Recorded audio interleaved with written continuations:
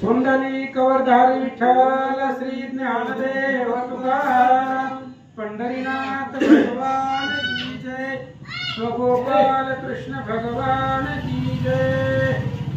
आईची माया करिता शोक जवळ आला वैकुंठ पाळक जो भक्त वत्सल चोक हारक माते प्रति बोलत असे। आणि कथेचं अनुसंधान नंद राजा वरुण नंदाला घेऊन गेला पाताळामध्ये वरुण देवाकडे त्याचे सैन्य।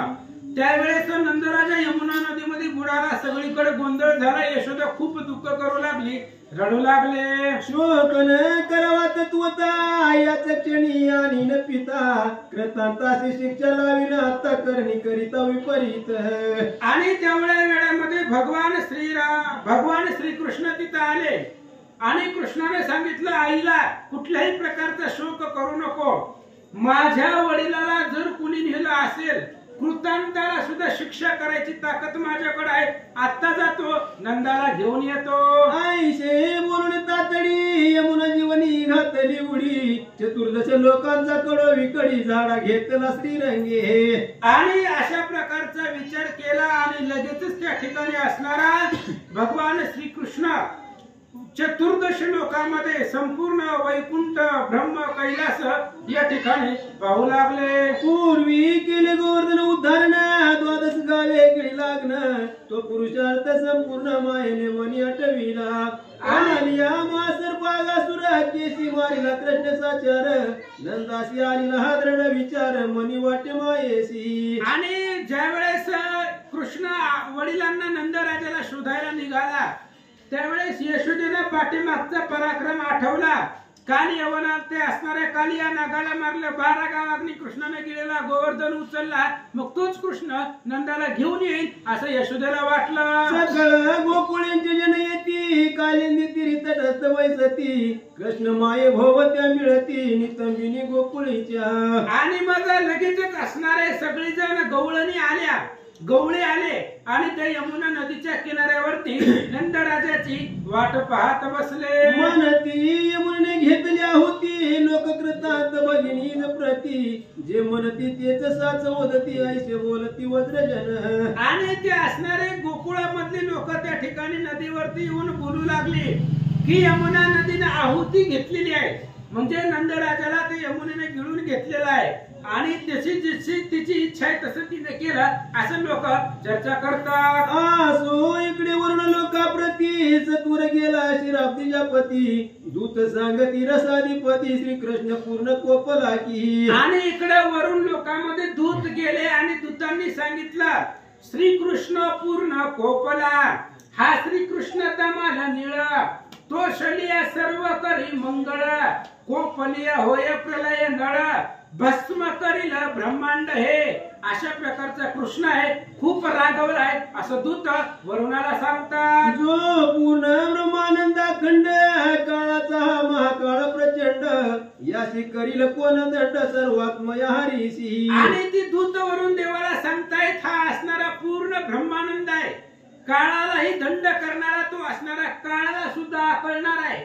काळ काळा ते नाकळे काळा आकळे रघुनाथ काळ काळा ते आकळ असणारा त्या ठिकाणी काळाला सुद्धा अटळ असणारा तो श्रीकृष्ण आहे असं सांगतात। क्षणे जाळील ब्रह्मांड श्रीकृष्ण प्रताप सूर्य प्रचंड जो पूर्ण ब्रह्मानंद अखंड करी दंड काळाशी। आणि पूर्ण ब्रह्मानंद असणारा तो भगवान परमात्मा आहे आणि पुराण पुरुषोत्तम आहे पूर्ण असणारा ब्रह्मानंद आहे एवढी ताकद आहे की काळाला सुद्धा तो दंड करील असं वरुणाचे दूत सांगू लागले। भयभीत झाला वरुण बाहेर आला धावून घातले श्रीकृष्णाशी लोटांगण मने शरणानन्य मी। आणि दूताचं बोलणं ऐकलं वरून घाबरला लगेचच असणारा आपल्या आसनावरून उठला बाहेर आला आणि श्रीकृष्णाला दंडवत घातला।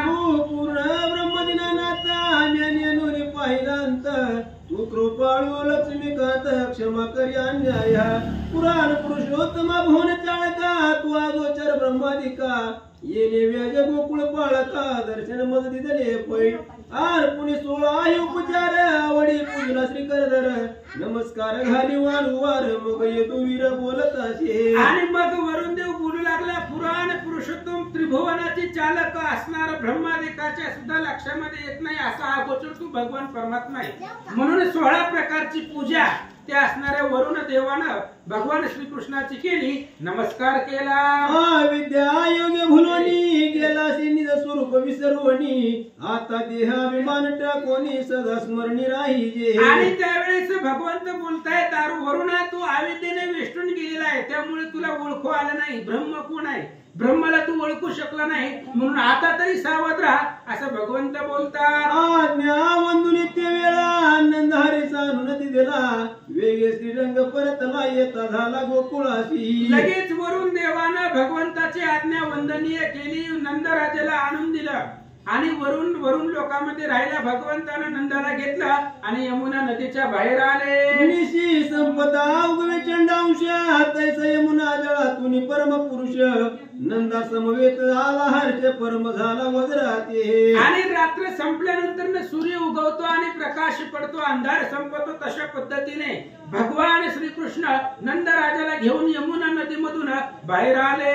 परम वेगे धावली माया मने हरी प्राण सखया, श्रीरंग माझी विसाविया काय होऊ उतराई. आणि लगेच ज्यावेळेस नंदाला पाहिलं गेलं त्यावेळेस यशोदा धावली, श्रीकृष्णाला घट्ट मिठी मारली आणि सांगितलं, कृष्णा तुझ्यावरून शरीर ओवाळून टाकावं, काय काय तुझ्या पुरतं त्या ठिकाणी तुझ्याबद्दल स्तुती करावी. यशोदा बोलते, हरी हे शरीर ओवाळूनी कुरवंडी करीन तुझ वरवणी, भौता संकटी रक्षिल चक्र पाणी काय म्हणून आठवू. आणि यशोदा बोलते, कृष्णा ही शरीर तुझ्यावरनं ओवाळून टाकावं.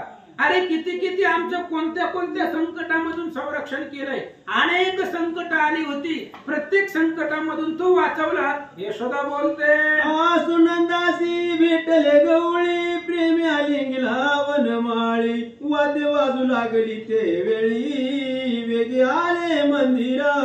असं म्हणले नंद राजाला सगळे असणारे गवळी भेटले, कडकडून त्या ठिकाणी भेटले, अनेक प्रकारचे वाद्य वाजवले आणि यमुना नदीपासून सगळे गोकुळामध्ये आले. नंदे उत्साह केला थोर, भूसुरादी दिले वस्त्र अलंकार, आनंदले गोकुळ समग्र रमावर प्रसादे. नंद राजानं 4 दिवस दारामध्ये मंडप टाकून मोठा उत्साह सोहळा साजरा केला. ब्राह्मण लोकांना अफार असणारी धनसंपत्ती दान दिली, सर्वस्त्र अलंकार ब्राह्मणाला दिले आणि सगळ्या गोकुळाला आनंद वाटला. भगवंताची कृपा.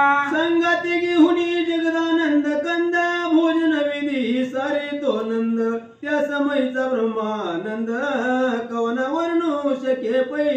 आणि भगवान श्रीकृष्णाला नंद राजाने जवळ घेतला आणि रात्रीची जेवण होती ती जेवण सारली. कृष्णाच्या सोबतीला नंद राजा जेवत होता आणि ते असणाऱ्या त्यावेळेस जो आनंद झाला तो ब्रह्मानंद आहे, त्याचं वर्णन काय करू. श्रीधर स्वामी सांगतात, याही उपरी एके दिवसी नंद निघे शक्तिवनासी, देवीची यात्रा त्या दिवशी सर्व वज्रवासी निघाले. आणि या एके दिवशी असं झालं, नंद राजा त्या ठिकाणी असणारे आपली शक्ती पूजा जगदंबेची पूजा करण्यासाठी शक्तिवनामध्ये ज्या ठिकाणी देवीचं मंदिर होतं त्या वनामध्ये सगळी गोकुळ नंदासहित देवीच्या पूजेसाठी निघाले. यशोदे सहित गवळानी दही दूध घ्रत लोणी, याचे गाडे भरोणी त्याच क्षणी ते निघाले. आणि यशोदे सहित अनेक गवळणी होत्या, दही दूध तूप याचे गाडे भरून त्या ठिकाणी घेतलेले होता आणि सगळेजण देवीच्या पूजेसाठी चालले. षड्रस आणि सुंदर त्याचे शकट भरले समग्र, यात्रा चालली अपार वाते गजर होत असे. षड्रस अन्न त्या ठिकाणी असणारे भरपूर अशा प्रकारचे अन्न पदार्थ घेतलेले, अन्नाने गाड्याच्या गाडे भरलेले होते आणि असे असणारी यात्रा वाद्याच्या गजरामध्ये देवीच्या पूजनाला निघाले. मनोहर ते शक्तिवनाचे ते विश्राम पावे शक्राचे मन, वृक्ष भेदित गेले गगन नदीचे किरण सूर्याचे. आणि ते शक्तिवन जे होतं ते अतिशय मनोहर होतं, मनाला प्रसन्न करणारं होतं. शक्राचं इंद्राचं मन सुद्धा ज्या ठिकाणी विसावेल त्यालाही समाधान मिळेल अशा प्रकारचं ते वन होतं. तिथली झाडं आकाशापर्यंत त्या ठिकाणी उंच गेलेली होती. आता तिथल्या झाडाचं वर्णन आहे का. आम्र कदंब औदुंबर केळी नारळी अंजीर, पोपळी डाळिंब कृष्णागर, मलयागर चंदन तो चापे मोगरे कंचन जाई जुई रतांजन बकुळ शतपत्र कमळे पूर्ण विकासली साजिली आसवायच्या वनी शक्ती सकळ जन देव पूजिती लोकी त्या दिवशी केली वस्ती त्याच स्थळी प्रीतीने अशा प्रकारचे ते असणारी तिथली झाड होते केळी नारळी अंजीर पोपळी डाळिंबी अशा प्रकारचं मलयागर चंदन अशा असणारी झाड होती आणि त्या दिवशी त्या रात्री सगळ्या असणाऱ्या लोकांनी तिथं वस्ती केली रात्रीचा मुक्काम त्या शक्ती वनामध्ये केला रजनी 2 प्रहर झाली निद्रा नवी अवघे बुडाली तो महासर्प त्या वेळी नंदा जवळी पातला आणि 2 प्रहर रात्र झाली रात्रीच्या 12 वाजून गेलेले होत्या सगळे त्या शक्ती वनामध्ये झोपलेले होते त्याच वनामध्ये मुक्काम केलेला होता आणि एक मोठा साप नंदराजाच्या जवळ आला काय झाला कमलापती त्या वेळा यशोदे पुढे पहुडला तो अजगर धावला गिळू लागला नंदाते आणि भगवान श्रीकृष्ण यशोदे पाशी झोपलेले होते सगळी गवळी गवळ्याने झोपलेले होते गोपाळ झोपलेले होते आणि मोठा असणारा अजगर नंदराजाच्या जवळ येऊन थांबला नंद आक्रोश हाका मोडीत म्हणे धावा धावा रे समस्त सर्पे गिळली कंठापर्यंत कृष्णनाथ धावा मज आणि त्या अजगरानं नंदराजाला गिळलं खालनं पायापासून सुरुवात केली गळ्यापर्यंत कंठापर्यंत नंदराजाला त्या सापानं गिळलेलं होतं त्यावेळेस नंदराजा ओरडू लागला धावा वाचवा कृष्णाचा मुखचंद्र मला पाहू द्या हाचे नंद आरडत कैवार्या हरी धावे म्हणत तो गवळी धावले समजत जवळ भीतळ घेऊनी आणि नंदराजा मोठमोठ्यानं त्या ठिकाणी ओरडू लागला भगवान श्रीकृष्ण त्याचा असणारा भगवंताचा धावा करू लागले सगळे असणारे गवळे धावले अनेक प्रकारचे गवळे नंदाच्या जवळ आले धबधबा घाली ती उचलून परीन सोडीच सर्प दारुण मग नंद बोली वचन कृष्ण वदन धावा मज आणि नंदराजाच्या आवाजाने सगळे गवळे धावले मोठमोठ्या काट्या घेतली ते सापावरती मारू लागले अजगरावरती तरी तो अजगर नंदराजाला सोडित नव्हता नंदराजाने विचार केला आपण जगत नाही आता मला एकदा कृष्णाचं मुख पाहू द्या असं नंद बोलू लागला माझ जाता ती प्राणांत काळी दावा मन मोहना ऐश जाणून रमा जीवन लागत क्षण धावला आणि नंदराजा त्या ठिकाणी मोठ्यानं बोलू लागला मला एकदा कृष्णाचा मुखचंद्र पाहू द्या माझं आता मरण जवळ आलंय मी वाचत नाही असं नंदाचे शब्द कृष्णाने ऐकले आणि कृष्ण त्वरित धावले नंदी देखील कैवल्य जाणी मनी सोडविया काळापासून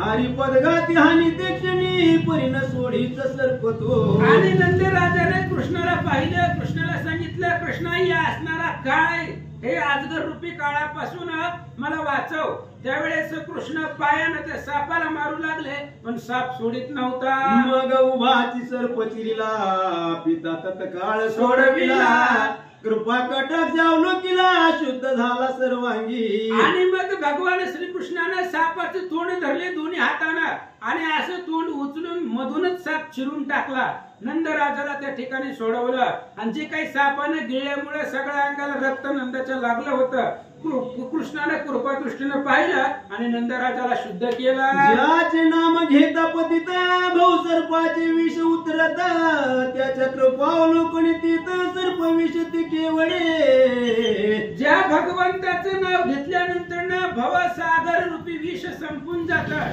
तिथं असणारी सापाचं विष किती असणार आहे म्हणून कृष्णाने पाहिल्याबरोबर त्या सापाचं जे विष होतं ते उतरलं सर्प देहामधुनी दिव्य पुरुष त्याच क्षणी निघाला त्रिरंगाच्या चरणी अनन्य भावे लागला असं म्हणले ते सापाला चिरलं साप मेला पण सापाच्या शरीरामधून दिव्य अशा प्रकारचा पुरुष निघाला कृष्णाच्या पाया पडला आणि कृष्णाला काय बोलतो उभा राहिला जोडवणी करा म्हणे मी सुदर्शन नामे विद्याधर मी गर्वे माझल वापर नाही अपपर ओळखिले आणि तो असणारा सर्प शरीरामधून बाहेर निघालेला पुरुष बोलू लागला मी सुदर्शन नावाचा गंधर्व आहे आणि मी गंधर्व लोकीला असताना उन्मत्त झालेलो होतो मदान विषयानं आपपर मी ओळखत नव्हतो तेव्हा काय झालं ही अशी मी जल क्रीडा खेळत परम विषय अंध उन्मत्त तो ऋषींची मांदी अकस्मात त्याच पंथीत पातली. आणि कृष्ण मी गंधर्व लोकी असताना विषयामध्ये उन्मत्त झालेलो होतो.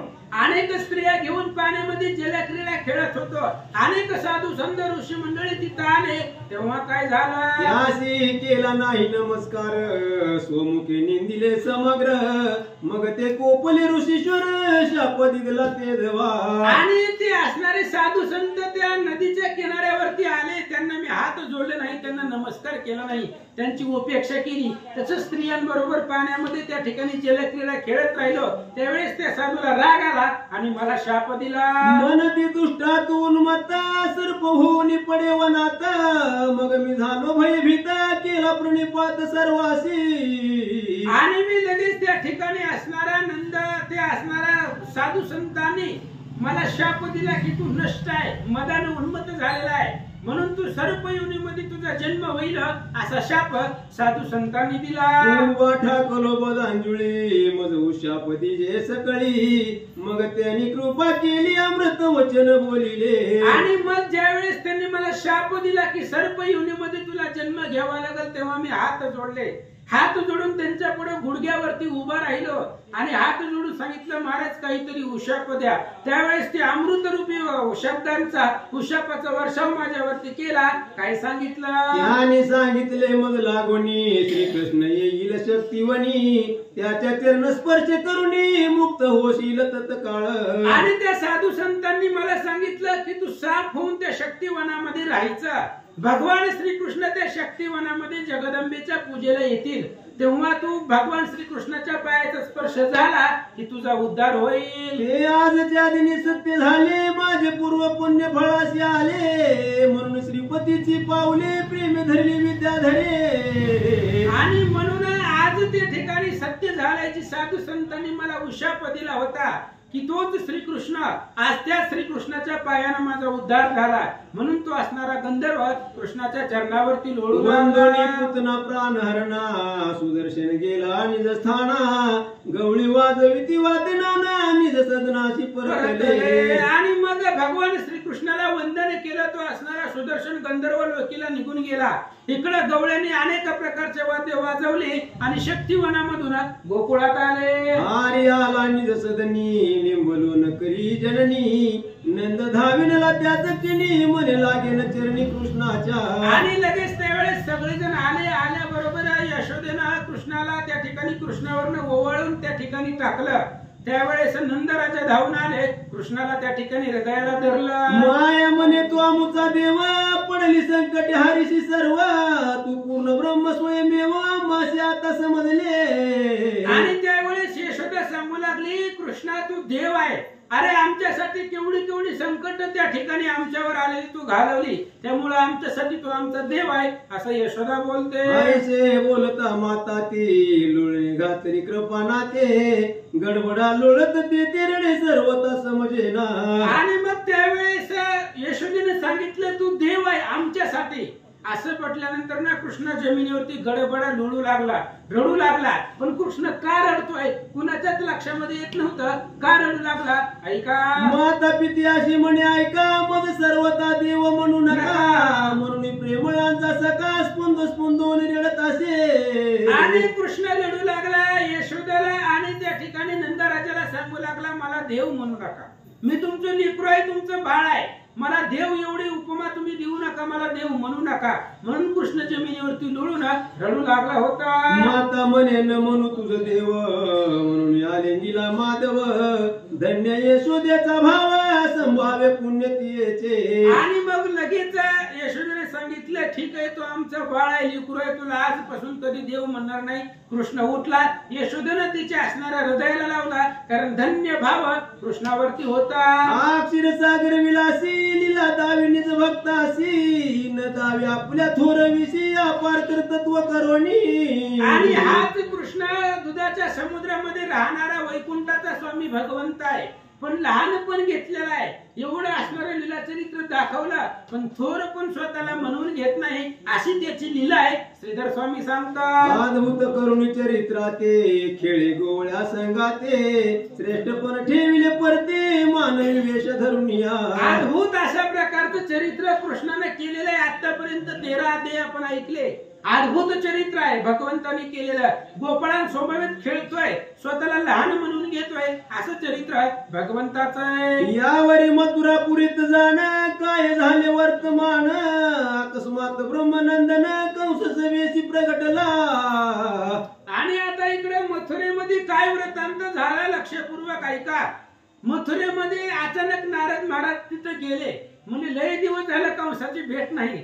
कवा कृष्ण जन्माच्या आधी कंसाला भेटलो होतो, एकदा जाऊन कंसाला भेटून यावा म्हणून नारद महर्षी त्या कंसाच्या सभेमध्ये प्रगट झाले. कंसे नारदासी पूजिले सकळ वर्तमान निवेदिले येरू म्हणे तुझं नाही समजले वर्तमान पैयक.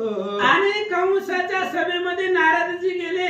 नारद आल्याबरोबर कंसानं नारदांची पाद्यपूजा केली, मान सन्मान केला, सत्कार केला.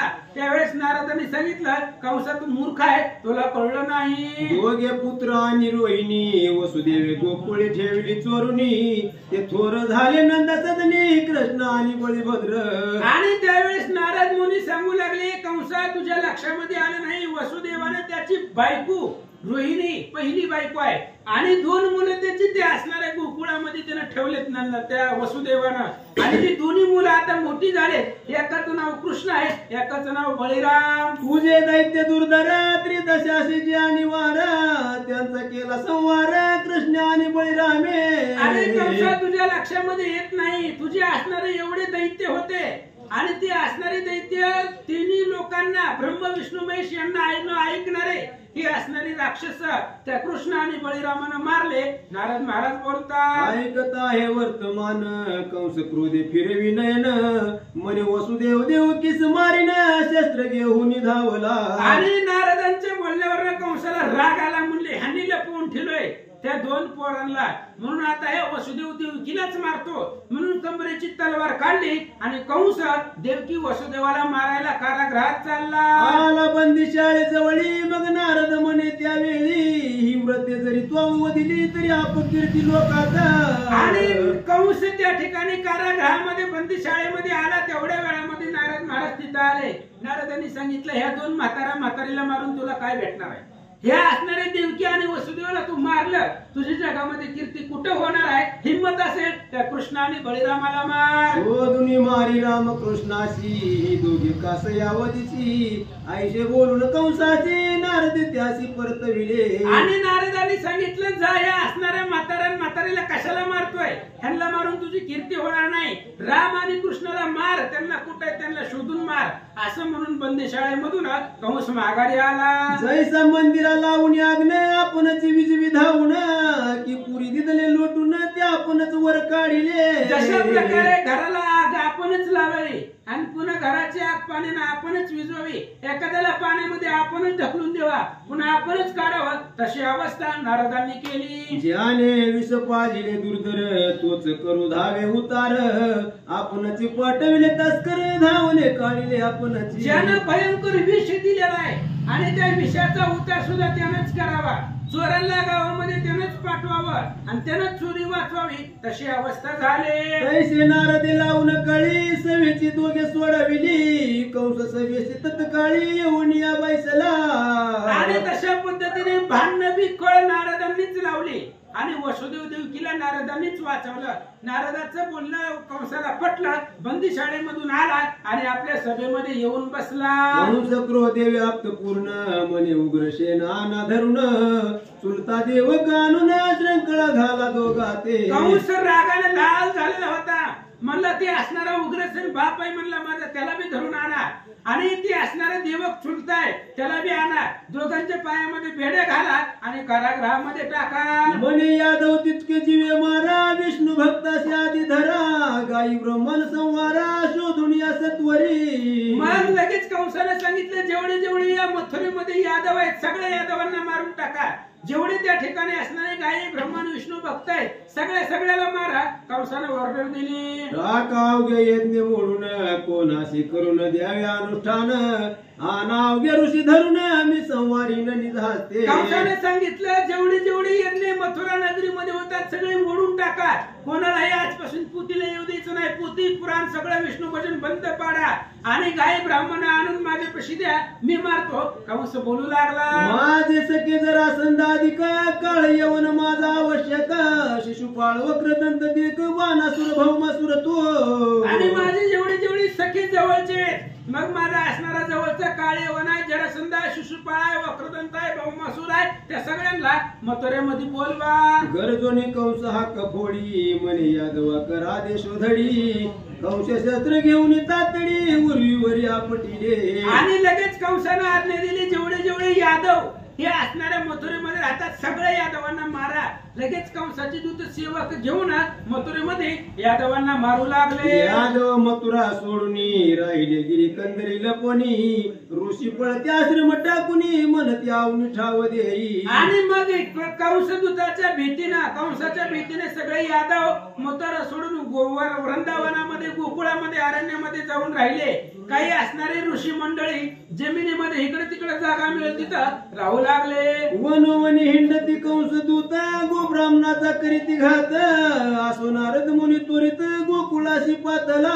आणि कंसाचे दूत कंसाच्या आज्ञेप्रमाणे वनामध्ये त्रिभुवनामध्ये हिंडत होते आणि जिथं असणारे विष्णू भक्त असतील गायी असतील ब्राह्मण असतील यादव असतील सगळ्यांना मारू लागले.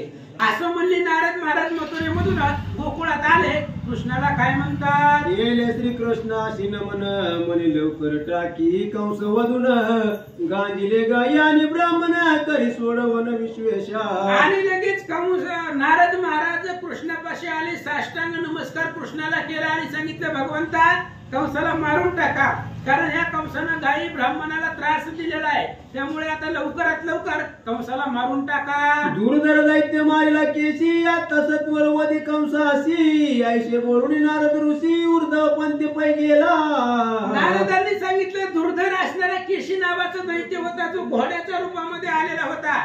त्या केशी नावाच्या दैत्याला मारलं तसंच कंसाला मारून टाका असं नारदांनी सांगितलं. विना घेतला निघून गेले. आसोवनी खेळता लक्ष्मीवर कंसे पाठविला वत्सासुर वत्स वेश धरुणी साचार गायीमध्ये चरत असे. असं म्हणले एकदा भगवान परमात्मा आपल्या गोपाळांसमवेत वनामध्ये खेळत होते तेवढ्या वेळामध्ये कंसानं वत्सासुर नावाचा राक्षस पाठवला. तो गायीच्या वासराचा वेश धरून कृष्णाच्या गायीच्या मध्ये मिसळला. गायी विलोकिता सर्वेश्वर तू त्या माझी तरे वत्सासुर पायी धरोनी सत्वर आपटुनिया मारिला.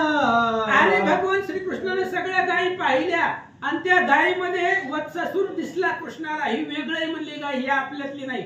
9 लाख गायीमध्ये त्या गायीला भगवंताने ओळखलं ती वत्सासुर होता. मग त्याच्या पायाला धरला आपटला मारून टाकला. तांदुळा माझी हरळ डोळस निवडी तत्काळ की सुवर्ण माझी पितळ निवडे जायचे वेगळे. तांदूळ निवडत असताना त्या तांदुळामधला खडा ज्यांना डोळे आहे ती लगेच खडा बाजूला काढतात किंवा सोन्यामध्ये पितळ लगेच जे काय डोळे असेल जाणणार आहे ती सोन्यामधले पितळ बाजूला काढतात. तसं 9 लाख गायीमध्ये वत्सासुराला बाजूला काढून मारलं. रत्ना माझी गार की पंडिता माझी पामर की विप्रा माझी महाराप वाप निवडे पै की साधू माझी निंदक कुटिळ की चंदना माझी बाबुळ कर्पुरा माझी ढेकुळ आपणच निवडे पै तैसे चतुर श्रीकरधरे दैत्य निवडून मारिला स्वकरे जैसा सूर पंक्तीत राहू त्वरे निवडून वदी मोहिनी. अशा पद्धतीने भगवान श्रीकृष्णानं दैत्य निवडून मारला शोधून मारला.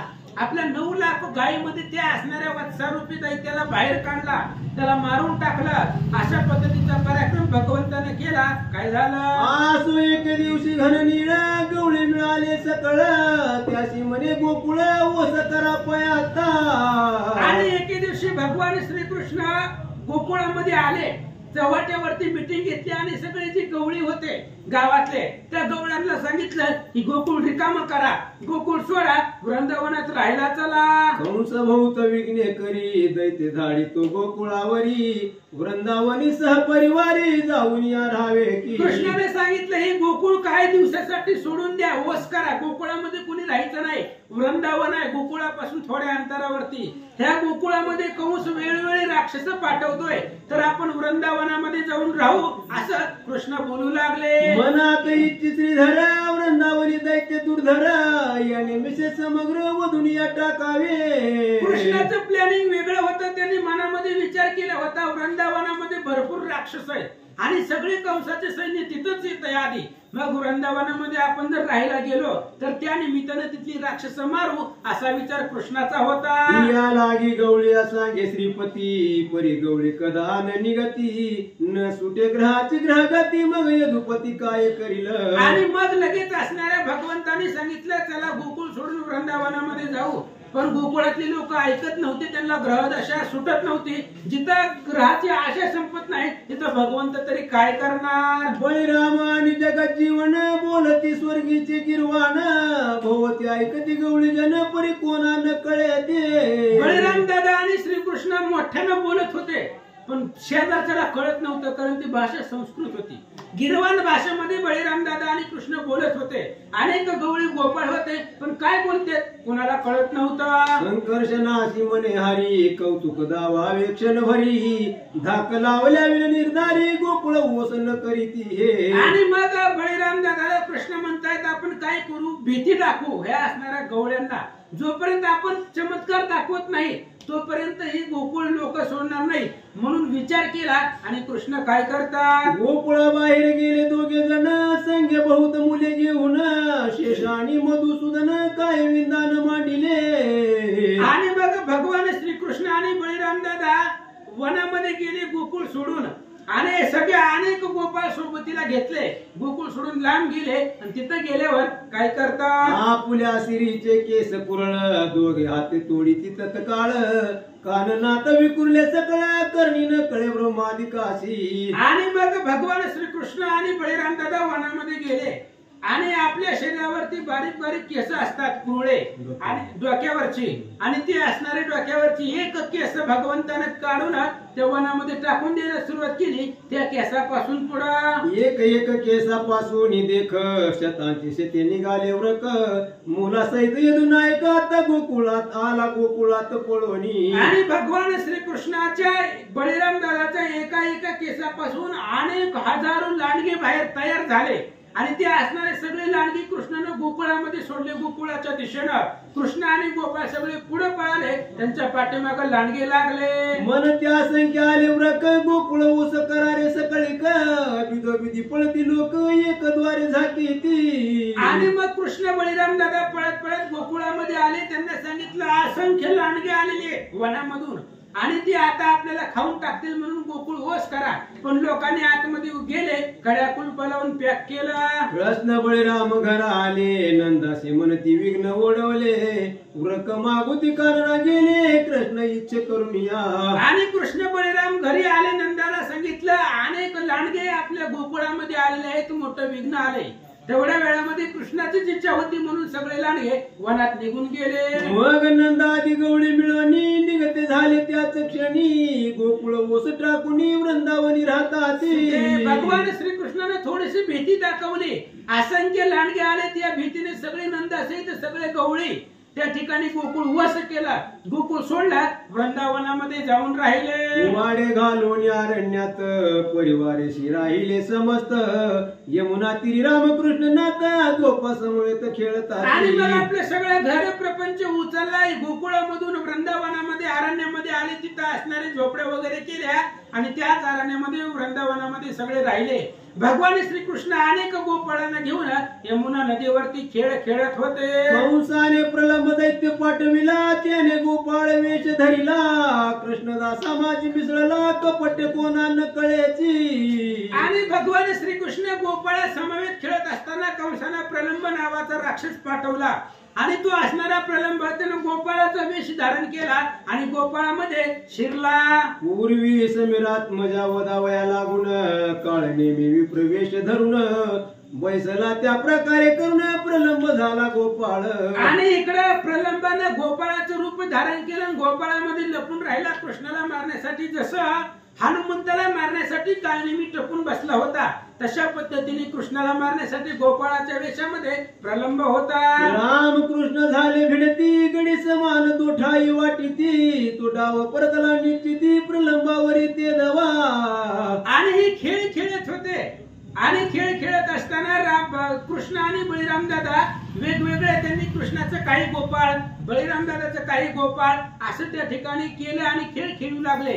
तेवढ्या वेळामध्ये जो प्रलंब गोपाळाच्या वेशामध्ये आला त्याच्यावरच राज्य आलं. यावरी बैसला संकर्षण चालिला अरण्यात घेऊन गोपानी जगजीवन दूर राहिले ते वेळी. आणि त्या प्रलंबावरती राज्य आले. बळीराम दादा त्या प्रलंबाच्या अंगावरती बसले आणि तो घोडा घोडा करत लांब पर्यंत घेऊन जायचा असा खेळ होता.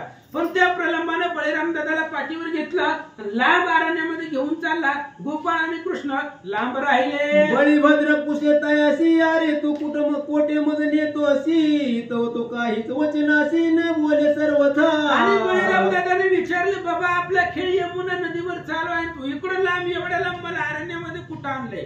त्यावेळेस त्यानं उत्तरच दिलं नाही बळीराम दादाला.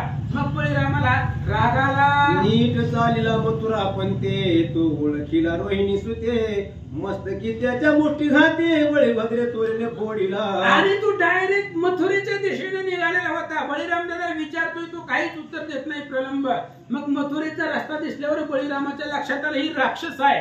लगेच आपल्या मुष्टी प्रहारानं बुकीच्या प्रहारानं बळीराम दादानं त्या प्रलंबाला मारून टाकला. तो होऊन विशाळ दैत्यागत प्राण झाला पडले प्रेत हरिपाशी बळीराम येत झाला वृत्तांत सांगितला. आणि ते असणारा मारल्यानंतर कोणताही दैत्य ज्यावेळेस मरण पावेल त्यावेळेस आपलं जी काही वेश धरलेला आहे तो सोडून मोठा दैत्य होत होता. आणि प्रलंबानं गोपाळ वेश धारण केलेला होता. बळीराम दादानं त्याला मारलं. भयंकर राक्षसाचं प्रेत त्या ठिकाणी पडलं. बळीराम दादा परतून माघारी आले. घडलेला प्रकार कृष्णाला सांगितला. कंसाशी कळला वृत्तांत प्रलंब दैत्य पावला मृत्यू मना माझी भयभीत परम होता तो दुरात्मा. आणि कंसाला वर्तमान कळलं की प्रलंब नावाचा दैत्य जो पाठवला होता तो मरण पावला. त्यावेळेस कंसाला मनामध्ये चिंता वाटली. दुःखे विवळ झाला थोर तव तो बोलिला बकासुर म्हणे मी मारीन साचार राया शत्रू तुझे. कंस दुःख करू लागला विवल झाला. त्यावेळेमध्ये बकासूर उठला आणि बकासुराने सांगितलं कंसा चिंता करू नका आता गोकुळाला जातो तुमचे सगळे शत्रू मारून येतो. आईच्या ऐकून बकासुर पाठविला परमनष्ट आणि वार तो बक होऊन पर्वताकार मित्र जातीरी बैसला. आणि बकासुराने सांगितलं मी आताच्या आता जातो सगळ्यांना मारतो. कंसाने मान सन्मान सत्कार केला. अतिशय दुष्ट होता तो बकासूर.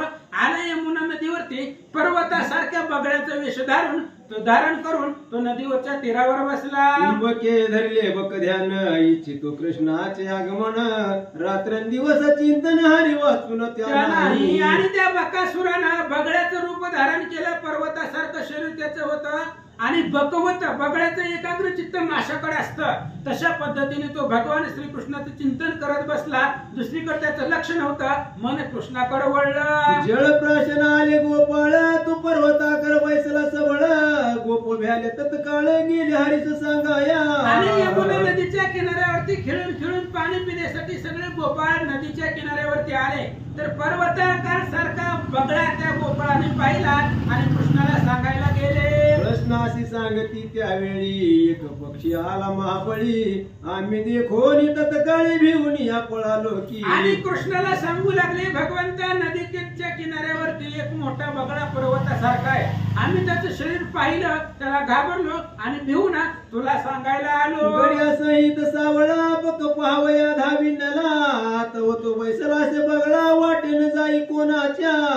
आणि कृष्ण समवेत पुन्हा भगवान श्रीकृष्ण त्या नदीच्या किनाऱ्यावरती आले त्या बगळ्याला पाहण्यासाठी. पण तो बगळा फक्त कृष्णाला पाहत होता, तो बाकी कुणाच्या नादी वाटत जात नव्हता असं सांगतात. जैसा वैर्याचा आदर वरीवरीचा अवघा उपचार तैशी क्षमा धरून असुर उगाच तिरी वैसला आणि तो असणारा बकासूर बगळ्याच्या रूपामध्ये निवांत बसला, कोणाला काही करत नव्हता. जसा वैर्यावरती आदर करतो, वर्ण त्याचा त्या ठिकाणी मान सन्मान करतो, पण अंतःकरणामध्ये राग असतो, तसा बकासूर कोणाला काही करत नव्हता, कृष्णाकडे लक्ष होतं. कृष्ण जवळ येताची दृष्टी असंभाव्य पसरली चंचू पुटे उचलून कृष्ण गिळला नेटे क्षण मात्र न लागता. आणि त्या गोपाळांमध्ये कृष्ण आल्याबरोबर ते असणाऱ्या पर्वताकार बगळ्यानं त्याची मोठी चोच होती आणि त्या चोचीने कृष्णाला उचललं त्या सगळ्या गोपाळामधून आणि त्या बकासुरानं गिळून टाकलं. बके गिळला घन निळ भोवती अकांत करीती गोपाळ एक पिटी दिवस स्थळ प्रळय काळ ओढवला. आणि त्या बगळ्यानं कृष्णाला गिळलं, सगळ्या गोपाळांनी पाहिलं, मोठमोठ्याने छाती बळून सगळे गोपाळ रडू लागले, दुःख करू लागले, आक्रोश करू लागले. मनती विसावया ऋषिकेशी काय सांगावे तुझ्या मातेशी का उपेक्षिल्या मासी परमवेद का गोविंदा. आणि गोपाळ लोक बोलू लागले, कृष्णा काय सांगावं तुझ्या आईला, काय त्या ठिकाणी उत्तर द्यावं, आमच्या सारख्याला दूर लुटून काय एकाएकी निघून गेला. गोपाळ बोलतात, बकासुरे गिळला सावळा पुरी ध्यांतरी ते वेळा तैशा प्रळयाग्नीच्या ज्वाळा पोळे गळा त्याच रीती. आणि मग बकासुराने कृष्णाला गिळलं, पण ज्यावेळेस कृष्ण त्याच्या पोटामध्ये गेला त्यावेळेस प्रलय सारख्या चपला प्रलय काळामध्ये विजा, त्यात असणाऱ्या विजेचं जेवढं तेज असतो, कडकडाट असतो, तसे आतमध्ये त्या बकासुराच्या पोटात जाळ होऊ लागला. जैसा लोह गोळा तपता रक्ता जिकडे पडे तिकडे जाळीत तैसे बकासुराशी होत उघडून टाकीत कृष्णा ते. जसा लोखंडाचा गोळा तप्त असावा, अग्नीमध्ये काढावा आणि जिकडे टाकल तिकडे आग लागावी, तशा पद्धतीने बकासुरानं कृष्णाला गिळल्यानंतर त्याच्या पोटामध्ये आग लागू लागली. त्यावेळेस त्या बकासुरानं कृष्णाला बाहेर काढलं. बाहेर येताच मुरारी आपले सामर्थ्य प्रगट करी दोन्ही चंचू पुढे त्या अवसरी धरी सोकरे कमलावर. कृष्ण बकासुराच्या पोटामधून बाहेर आल्याबरोबर कृष्णानं आपलं स्वरूप धारण केलं. त्या बकासुराच्या दोन चोची होत्या बगड्याच्या, त्या चोची दोन्ही हातामध्ये धरल्या आणि चिरून मोडून टाकल्या. परम बळी यादवेंद्र उभाच चिरीला बकासुर त्रिविष्टप वर्ष ती सुमन भार विजय श्रीधर सर्वदा. आणि अतिशय बलार्णव भगवान श्रीकृष्ण आहे, त्याने त्या बकासुराला उभाच चिरून टाकला. त्यावेळेस बकासूर मेला, त्यावेळेस सगळ्या देवलोकांनी कृष्णावर फुलांचा वर्षाव केला. कंसाशी समाचार कळला समेचारिष्टासुर पाठविला तो शक्ती रूपे धावला विशाळ मुख पसरवणी. कंसाला बातमी कळली बकासूर मेला, अरिष्टासूर नावाचा राक्षस पाठवला, जा म्हणले तू कृष्णाला मार. त्यानं कपटी शक्तीचा जी काय जगदंबा आहे तिचं कपट रूप धारण करून तो असणारा अरिष्टासूर आला. भयभीत गोपाळ होती हरिस म्हणती आली महाशक्ती गोपच्या जळकापती मग यदुपती काय करी. आणि ते असणाऱ्या शक्तीचं रूप घेऊन आला होता, देवीचा भयंकर विकरा रूप धारण करून आला. त्यावेळेस गोपाळ घाबरले आणि त्यांनी सांगितलं, भयंकर देवी कोणतरी आपल्याकडे येत आहे असं कृष्णाने पाहिलं. अवलोकिता ऊर्ध्व पंते तो महाशक्ती प्रगटली ते ती योग माया जगन्नाथे आपल्या अंगीची प्रगटविली. आणि मग लगेच भगवान श्रीकृष्णाने त्या शक्तीकडे पाहिले. ती शक्ती नसून अरिष्टासूर नावाचा राक्षस होता. मग कृष्णाने आपल्या अंगातली योग माया जी लहानपणी त्या ठिकाणी कंसाच्या हातून निसटली होती तीच योग माया भगवंतानं प्रगट केली. श्री ब्रह्मादिकान येठाया पूर्वी कंस गेला प्रावया तवती गेली निष्ठुनिया ही योग माया हरीची. ही हरीची योग माया आहे. पूर्वी कंसाने हिला मारण्याचा प्रयत्न केला होता, पण ती योग माया कंसाच्या हातून निष्ठून गेली होती. तीच योग माया कृष्णाने आपल्या अंगापासून तयार केली आणि काय करतात, या महामायेने त्याच क्षणी कपट शक्ती गिळली मुख पसरवणी मागुती गुप्त झाली गगनी कृष्ण इच्छ करुणिया. आणि भगवान श्रीकृष्णाने योग माया त्या ठिकाणी बाहेर काढली, आपली तयार केली. त्यावेळेस जी काही कपट शक्ती अरिष्टासूर शक्तीच्या रूपामध्ये आला होता ती शक्ती योग मायाने सगळी गिळून टाकली, मारून टाकला. गळी कौतुके पाहते म्हणते आज माया तुझे श्रीपती तू पाठीला कालीची ती भय कल्पांती नाही अम्मा. आणि मग कृष्णाचं चरित्र गोपाळाने पाहिलं. गोपाळाने सांगितलं भगवंता तुझी अकळ माया आहे, कोणालाही तुझी माया कळत नाही, अशा प्रकारचा तू परमात्मा आहे असं गोपाळ लोक बोलतात. कागासुर म्हणे कंसाते मज मृत्य वीरभद्राचे हस्ते तो कासवा येईल ते मी कृष्णांचे मारिन. कासासुरा निघाला वेगे दुरुनी वरचे घे. कागासुरा म्हणे कंसाते मज मृत्य वीरभद्रांचे हस्ते तो कासा येईल तेथे येथे मी कृष्णांचे मारिन. कंसाला बातमी कळली, अरिष्टासूर मेला, बकासूर मेला, प्रलंबासूर मेला, केशी मेला, आगासूर मेला. मग कागासूर उठला आणि त्या कागासुराने सांगितलं मी कृष्णाला मारतो, कारण मला कृष्ण बळीराम दादा मारू शकत नाही, माझं मरण महादेवाचा मुलगा वीरभद्र आणि त्या वीरभद्राच्या हातून मला मरण आहे आणि तो वीरभद्र कायला सोडून इथं कशाला येत आहे, म्हणून मला आज्ञा द्या, मी कृष्णाला मारतो. कागासुरा निघाला वेगे दुरुनी देखील श्रीरंगे कोण त्याचा मृत्यू भक्त भवभंगे अंतरी तेव्हा विलोकिला. आणि कागासूर आकाशपंतानं येत असताना कृष्णानं पाहिलं. कृष्णाने विचार केला ही दैत्य कोण आहे, ह्याला मारणारा कोण आहे, आणि जो ह्याला मारणारा वीरभद्र आहे त्या वीरभद्राचं स्मरण करायला कृष्णाने सुरुवात केली. करिता वीरभद्राचे स्मरण अकस्मात प्रगटला येऊन करुणी श्रीहरीशी नमन दैत्यावरी धावला. भगवान श्रीकृष्णाने वीरभद्राचं स्मरण केलं, त्याला बोलवलं.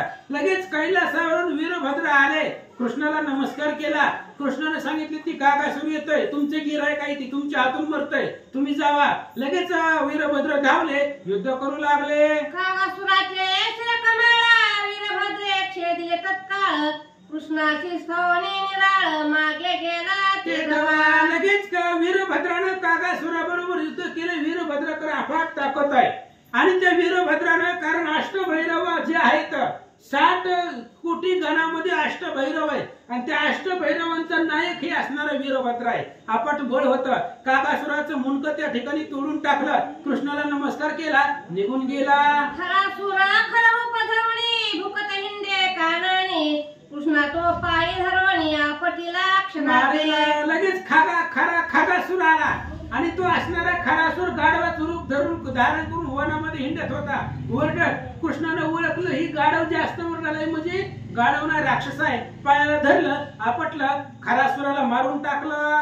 तोही झाला गत प्राण तो खगासुर आला धावून जैसा पतंगा देखून अग्न उडी घातली प्राणांती. खरासूर मारला, लगेच खगासूर आला. त्या कंसाकडे कमी नव्हते, भरपूर राक्षस होते. खरासूर मारल्याबरोबर खगासूर आला आणि तो खगासूर जसा अग्नीवरती दिव्यावरती पतंगाने झेप घ्यावी तसा तो खगासूर कृष्णावर धावला. विशाल मुख धावे जगन्नाथ सन्मुख कृष्ण आपटून तो निशांक मृत्यू पुरारी पाठविला.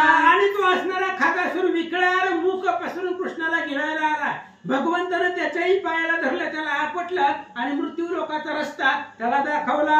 विट्यासूर त्या पाठी धावत आला उठा उठी माया लाघवी जगण्याची धावे पुढे ते धावा. पुन्हा विट्यासूर नावाचा राक्षस कंसानं पाठवला. तो विट्यासूर धावत आला, अतिशय लाघवी त्या ठिकाणी होता. भगवान कृष्णानं पाहिलं, काय करतात उभाचिरीला विट्यासूर तोही पाहू गेला मृत्यूनगर केला सर्व दैत्यांचा संहार कंसासूर चडपडी. विट्यासुराला उभाच कृष्णानं चिरला, तोही मरण पावला, तोही यमलोकाला निघून गेला. कंस तडफड करू लागला. आतापर्यंत 5-10 वेळामध्ये 5-10 राक्षस मारले, एवढी राक्षस आपण आपली मारली म्हणून कंस तडफड करू लागला. स्वहस्तेपैकी वक्षस्थळ बने राजे बुडाले सकाळ भरोसांचे विरस बळ गेले टाकूने मज लागे. आणि कंस विचार करू लागला, ज्यांच्यावरती भरोसा होता ते सगळे मला सोडून गेले, म्हणजे ते मारले गेले.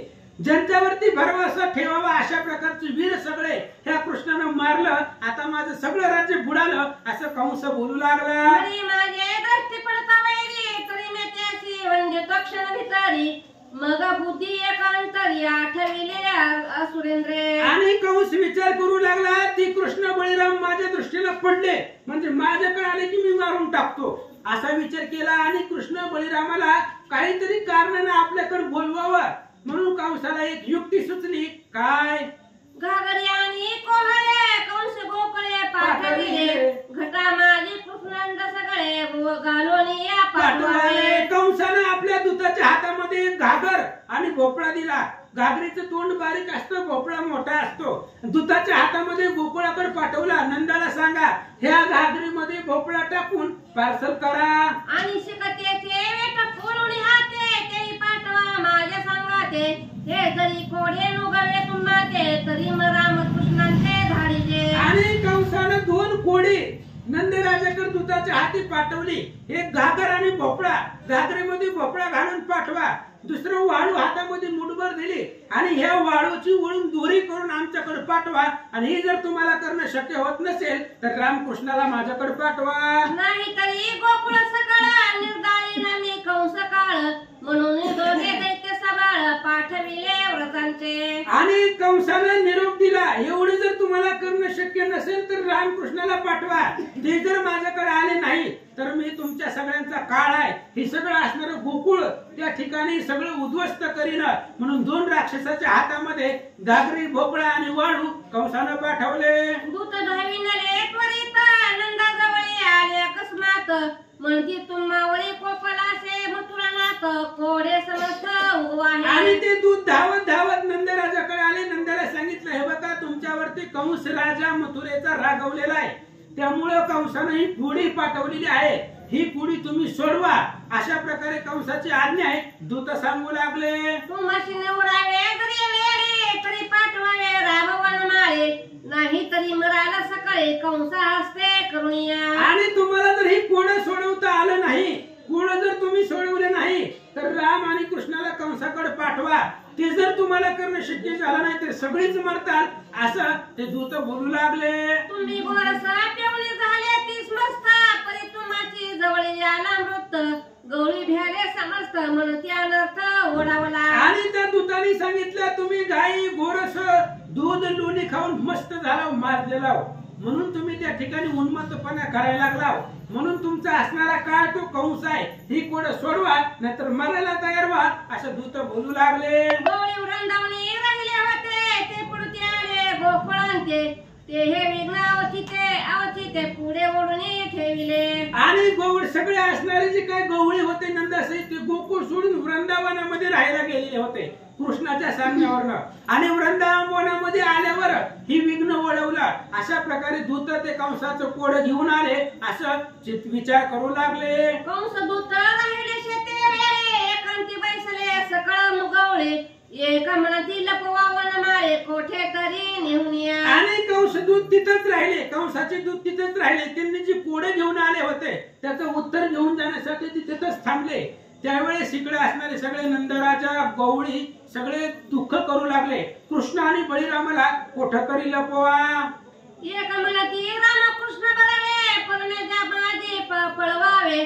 नंदादी गवळी अवघे चिंताग्रीने वहाळले. आणि काही गवळी सांगू लागले काय करा म्हणले कृष्णाला आणि बळीराम दादाला लांब परत्र पाठवा. लांब पाठवा, गावामध्ये ठेवू नका. गावापासून लांब दुसऱ्या गावामध्ये पाठवा. हे तर ठेवलं तरी कंस नाही की संकट आणतोय अशा प्रकारचे काही गवळी बोलू लागले. वनसी गेले होते राम वनमाळी तो परतून आले सायंकाळी. तो अध्ववदन सकळ गवळे चिंतावनावे बुडाले. राम आणि कृष्ण आणि बळीराम दादा वनामध्ये गेलेले होते. संध्याकाळ सूर्य मावळायच्या टायमाला कृष्ण आणि बळीराम दादा घरी आले. वृंदावनामध्ये आल्याबरोबर सगळ्या असणाऱ्या गवळ्यांकडे पाहिलं, नंदराजाकडे पाहिलं तर त्यांचा चेहरा पडलेला होता. चिंतेमध्ये बुडालेले कृष्णानं पाहिले. चिंता आणि चित्ता दोन्ही समानाची पाहता असो ऐशे हरिण देखता नंदा प्रति बोलते. चित्ता आणि चिंता फक्त टिंबाचा फरक आहे. पण चित्ता मेलेल्या माणसाला क्षणात जाळून टाकते, पण चिंता जिवंत माणसाला आयुष्यभर जाळते. ही फरक आहे, फक्त टिंबाचा फरक आहे. पण त्याच्यामध्ये एवढं अथांग अंतर आहे समुद्रासारखं. असं म्हणले श्रीधर स्वामी. जाऊ द्या. कृष्ण भगवान परमात्मा आले. नंदाला विचारलं काय झालंय सांगा. काय झाला समाचार काय चिंताग्रस्त समाग्र. नंद म्हणे कंस दुराचार पाय चिंतित तुम्हासी. आणि नंद राजाला विचारलं कृष्णानं काय झालंय म्हणले. एवढे सगळे खाली माना घालून बसले, दुःखीत दिसायला चेहरा पडलेला आहे. काय संकट तुमच्यावरती आलं. त्यावेळेस नंदानं सांगितलं कृष्णा कंस आहे आणि कंस तुमचा घात करण्यासाठी टपतोय असं सांगू लागले. सांगितले सकळ वर्तमान गदगद हासे जगजीवन.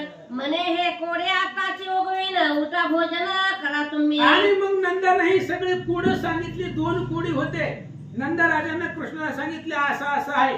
बळीराम दादा म्हणले तुम्ही टेन्शन घेऊ नका, उठा, जेवण करा, झोपा, ते कोड सोडवायचं माझं मी बघतो. असं कृष्ण बळीराम दादा बोलतात. मग बोले बळीभद्र पडत्या आकाशा देवाधीर तेथे मशक काय कंसासूर करू संवार क्षणवार दे. आणि लगेच बळीराम दादाने सांगितलं आकाश जरी पडायला लागलं तर त्याला धीर देणारे मी आहे. पृथ्वी शेषाच्या मस्तकावर आहे, तू शेष म्हणजे बळीराम दादा आहे.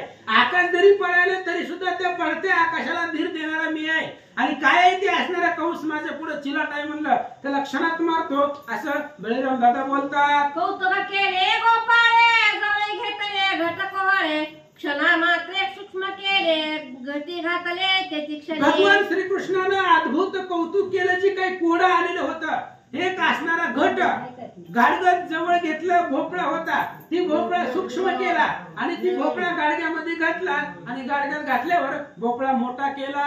माऊत्यांत झाले स्थूल भूतरे वाळू आणि ती तत्काळ चपल वेळेटी सबाळा वळवणीया टाकिल्या. आणि कृष्णाने ती गाडग्यामध्ये मडक्यामध्ये भोपळा टाकला घटामध्ये आणि आतमध्ये गेल्यावर भोपळा मोठा केला.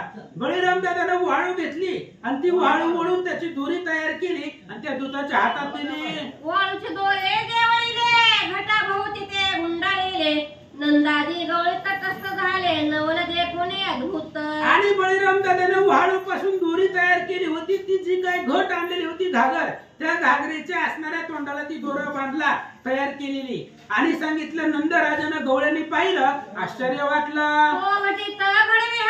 उदकावारी धरिती धरित्री पंचभूताशी मैत्री परस्परे चालवी जो. आणि तो भगवान परमात्मा आहे. ते असणारा भगवान परमात्मा नवल श्रीहरीची गती, भगवंताची गती लक्षात येत नाही. पाण्यावर पृथ्वी त्यानं धारण केलेली आहे. पंचमहाभूत आहेत, प्रत्येकाचा आपापल्या पंचमहाभूतामध्ये वैर आहे, तरी सुद्धा ते एकत्र नांदतात. ही भगवंताची लीला आहे. असो कंस दुताशी नंद बोले मने कोळे तुमचे उगवले घेऊन झाले रे वाहिले कंसालाही दावावया. आणि ती कंसाचे दूध तिथंच राहिले होते. नंदराजानं त्या दूताला सांगितलं तुमचं कोडं जे होतं ते सोडवलंय, आता ही कोड्याचं उत्तर घेऊन कंसाकडे जावा. दूत म्हणती तुम्हा ते बोलविले मथुरा नाते तो कोपाला भरीभद्राते म्हणे दूतांची मारीन मी. आणि त्या दूताने सांगितलं, नंदाने सांगितलं तुमचं कोड्याचं उत्तर घ्यायला जावा. पण ती दूत जायला गेले. दूताने सांगितलं बळीराम दादा आणि कृष्णाला घेऊन यायला सांगितले. बळीराम दादाला राग आला, म्हणले आता ह्या दूतालाच मारून टाकतो. पण नंदानं आवरलं. दूत भयभीत झाले नंदाची कापवळ ते आले अम्माची सोडवे वेळे जातो वाहिले मथुरेशी. आणि बळीराम दादा ते दूताच्या अंगावरती धावले त्याला मारायला. दूत घाबरले, नंदराजाला शरण आले, आम्हाला वाचवा, नंदाला काकुळतीला आले. नंदानं बळीराम दादाला सांगितलं आणि त्या दूताला सोडून दिलं. पुढे घेऊन ये दूत गेले मथुरेशी पळत नंदे बळीभद्र केला शांत म्हणे यातेनं मारावे. आणि ते दूत कोड्याचं उत्तर घेऊन कंसाकडे गेले. इकडे बळीराम दादाचा राग भयंकर होता, कारण बळीराम दादाला राग सहन होत नाही आणि छोट्या छोट्या गोष्टीवर जास्त राग येतो. म्हणून नंदराजानं त्या बळीराम दादाची समजूत काढली. ही दूत होते, दूतांना मारू नये अशा ज्ञानाच्या गोष्टी नंदराजा सांगू लागले. मोठ्या दिष्ट टळले व्रतवासी सर्व आनंदाले कंसाजवळे दूत आले कोडे निवडले सांगते. आणि मोठं संकट होतं जी टळलं. असे गोकुळामधली लोक, वृंदावनामध्ये राहणारे लोक बोलू लागले. सगळ्यांना आनंद वाटला. तो दूत कंसाकडे गेले आणि जे काही कोड होता ते कोड्याचं उत्तर घेऊन आलोय म्हणून सांगितलं. कृष्ण कोवळे पातळे घाटी बळीभद्रे वाईला भेटी ऐकता कंसाच्या पोटी भयभूत संचारले. आणि कंसाला सांगितलं, कृष्णाने त्या घाटामध्ये घागरीमध्ये भोपळा घातला आणि बळीराम दादांना त्या वाळू पासून दोरी तयार केली. वाळू वळून दोरी तयार केली. त्यावेळेस कंसाला भीती वाटू लागले. असो यापुरी एके दिवशी उष्ण काळी ऋषिकेशी चंदाशुवाला मध्यानाची त्रणे वाळले समस्त. असं म्हणले एके दिवशी असं झालं. वनामध्ये भगवान श्रीकृष्ण आणि अनेक गोपाळांना घेऊन आलेले होते. त्यावेळेस दुपारच्या 12 वाजलेल्या होत्या. सूर्य डोक्यावर आलेला होता, कडक ऊन पडलेलं होतं आणि तिथलं सगळं गवत वाळून गेलेलं होतं. तेव्हा काय केलं, गोधन पर्वताच्या श्री गाई चालित मुरारी सारे कंसे जाणून केव सारे दूत धाडले सवे आणि गोवर्धन पर्वताच्या पर्वतावरती भगवान श्रीकृष्ण आपल्या गायी चारत होते. कंस पाळत ठेवून होता. त्यावेळेस कंसानं दूत पाठवला आणि त्यांना काय सांगितलं ऐका. चौकडे एकाचे वेळे पेटविला अग्निज्वाळा नवलक्षे गोपाळ मेळा सापडला हरित सहित. आणि त्या गोवर्धन पर्वतावरती उन्हाचा प्रसंग होता. गावात सगळं वाळून गेलेलं होतं. म्हणून कंसानं दूत पाठवले आणि त्या गोवर्धन पर्वतावर जी गवत वाळलेलं होतं त्याला काडी लावली. चारी बाजून अग्नीच्या ज्वाळा त्या ठिकाणी गवत पेटत गेला. अग्नी वाढला गेला आणि त्या अग्नीमध्ये गोपाळांसहित कृष्ण सापडला. अग्नी माझी पडती गोपाळ चौकडवणी धावती मिळाले श्रीपती भोवती. अनेक पशु पक्षी ते असणाऱ्या ज्वाळ्याने आळून ज्वाळा गरम लागून त्या ठिकाणी मूर्छित येऊन त्या अग्नीमध्ये पडत होते. सगळे असणारे गोपाळ कृष्णाला मध्यभागी ठेवून कृष्णाचा धावा करू लागले. आणि वारा देखुनी ज्वाळा गाय धावती हरी जवळा गोप क्रंदती ते वेळा भूवर्तला प्रलय काळ. आणि वार ज्वाळा होत्या ती जाळ आकाशापर्यंत प्रलय करीत चाललेला होता. सगळ्या गायी श्रीकृष्णाच्या जवळ येऊन थांबले. सगळे असणारे गोपाळ आरडाओरड करू लागले. कृष्णाचा धावा करू लागले. गोप धावणी हरिवरी पडते निजंग खाणे कृष्ण झाकीती गायीवरी मान टाकीती आहाळ केळा पतुपती मुनिया. भयंकर अग्नी लागलेला होता. गोपाळ सगळे कृष्णाच्या अंगावरती पडू लागले. आपल्याला काही झालं तर होऊ द्या पण कृष्णाला काही झालं नाही पाहिजे म्हणून आपल्या अंगाखाली लपू लागले. गायी कृष्णाच्या अंगावरती माना टाकू लागले आणि कृष्णाला झाकण्याचा प्रयत्न करू लागले. आमचा देह जावत जावणी परिवारचा हा चक्रपाणी जवळी जायचा लागली करुणा नाव पाहतसे. आणि त्या गोपाळांनी आणि गायीने ठरवलं देह जाऊ अथवा राहो. आमचा असणारा जीव देह जळाला तरी चालतंय पण कृष्णाला काही झालं नाही पाहिजे म्हणून कृष्णाला आपल्या अंगाखाली सर्वांनी झाकलं. त्यावेळेस तो अग्नी गोपाळांच्या जवळ आला. गोपाळ कृष्णती आम्हा सापडला की श्रीपती मनमोहन वेधक मूर्ती पुन्हा दृष्टी पडेना. आणि जसा जसा अग्नी जवळ येईल तसा तसा गोपाळ चिंता करू लागले. आरडू लागले ओरडू लागले. कृष्ण आमचा त्या ठिकाणी पुन्हा दृष्टीला कधी पडेल. कृष्ण या अग्नीमध्ये सापडलाय. त्याला जर काही झालं तर पुन्हा तो डोळ्यानं पाहिला कधी मिळेल असं गोपाळ बोलतात. निर्वाणीचे केजे का भक्त जाणून या इंद्रकांत नाभी नाभी ऐसे म्हणेत नेत्र समजता झाकारे. आणि निर्वाणीचे गोपाळ होते ते कृष्णाच्या संगतीला जे होते ते निर्वाणीचे भक्त कृष्णाने ओळखले आणि कृष्णाने सांगितलं भिवू नका तुम्ही बिनधास्त सगळे असणारे डोळे झाका.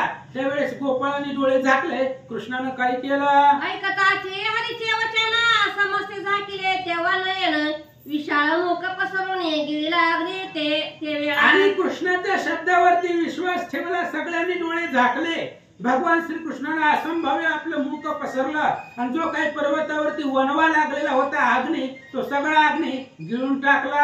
गोपाळ उघडत्री नेत्र जो जात वेदना दिशेनु मात्र ब्रह्मानंद झाला थोर नाचती निर्भर सोंगडे. आणि गोपाळ आपले असणारे डोळे उघडून पाहू लागले तर कुठेही प्रकारचा अग्नी कोणताही दिसला नाहीये.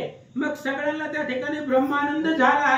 सगळे आनंदानं नाचू लागले. मोहरी पावे घुमरी मृदंग वाजवे कुसारी गोपाळ गाती नाना परे हरी लीला पार. आणि मग त्याच गोवर्धन पर्वतावरती सगळे गोपाळ आनंदानं नाचू लागले. मृदंग वेगवेगळे असणारे त्या ठिकाणी वाद्य वाजवून सोहळा साजरा करू लागले. मृदंग सुमनाचा भार हरिवरी वर्षती अपार झाला एकचे जय जयकार सुख धोरण आणि मग आकाशामधून सगळ्या देवलोकांनी कृष्णावरती फुलांचा वर्षाव केला आणि त्यावेळेस एकच सगळ्या देवलोकांनी कृष्णाच्या नावाचा जय जयकार केला. त्यावेळेस जेवढं सुख झालं त्या सुखाचं वर्णन करता येत नाही. देव करीती म्हणे असोशी कधी हरी मधील कंसाशी सुख व होतील समस्त ऋषी चिंता सर्व टाकून. आणि देव मनामध्ये चिंता करू लागले हे असणारा भगवान परमात्मा कृष्ण कधी त्या कंसाला मारतोय आणि ती कंस कधी मरतोय. सगळे असणारे ऋषी मंडळी सगळे असणारे गायी यादव सुखाने कधी राहतील असं देव चिंता करतात. असो गोकळी आला गोपाळ हर्षभरीत गोपी सकाळ अर्ध्या घेऊन घनाने पाहो येते समोर असो भगवान श्रीकृष्ण गोकुळामध्ये आले, सगळे गोपाळ घेऊन माघारी आले, सगळ्या गवळणी दरवाजामध्ये कृष्णाला ओवाळण्यासाठी आरत्या घेऊन थांबल्या.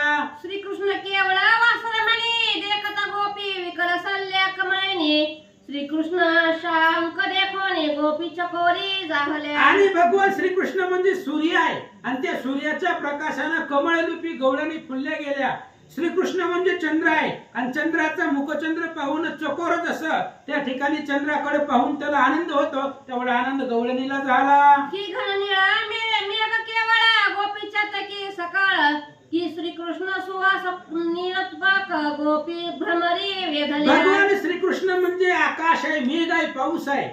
चातक जसं पावसाची वाट पाहतो तशा असणाऱ्या गवळणी कृष्णाची वाट पाहत होत्या. भगवान श्रीकृष्ण म्हणजे फुल आहे आणि त्या फुलापासले भ्रमरभुंगे म्हणजे गवळणी होत्या.